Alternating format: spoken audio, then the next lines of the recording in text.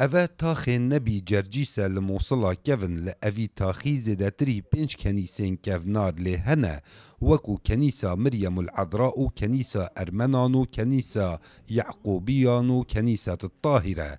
لأوی تاخی جمارکا کیمیا حولاتیان جیان لیدبورینن جبرکو زوربی خانیان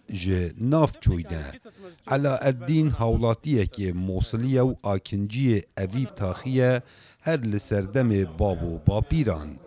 دبیجید کنیسین موصل بگشتی و کنیسین اوی گرکه به تایبتی هاتینه پشت گو هاویتن و پشتی آزاد کرنا موصل گلک دزیج کنیسان هاتینه کرن حتی گهشتی اوی رادی گورن قشا هاتینه وکرن خاچ و پیداویستی نوان جه هاتینه دزین قاموا ينبشون القبور ومعرف ايش على ذهب رابون به وکرنا قبرا و لویر گریان و خاش دزین اره باشه گلو ایک دزیا جمریا دکت اوت هامبارن و هاتین شارستانیا اوی باجری نهیلن سرارای کو زوربی خانین اوی تاخی ملک کنیسانه بله ایک مالا مسیحی نوگریایه علا الدین دبیجید داد پروری نهاتیه کرن ده هوا آوادان کرن و پاقش کرنا موصله دا لو ما کنیسه هات بونه پشت گو هاویتن و تخازید مسیحی وکو جاران وگرن سرجهو وارن خواه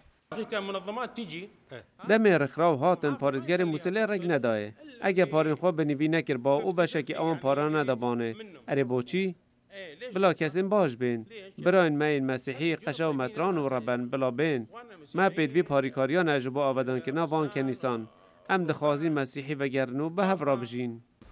کنیسه لباجار موصل و تایبت لموصلا کون به حمایه که میجوی دهنن یاسین جبرکو میجویا هندک کنیسان و دیاریت زیدتری 1000 سالان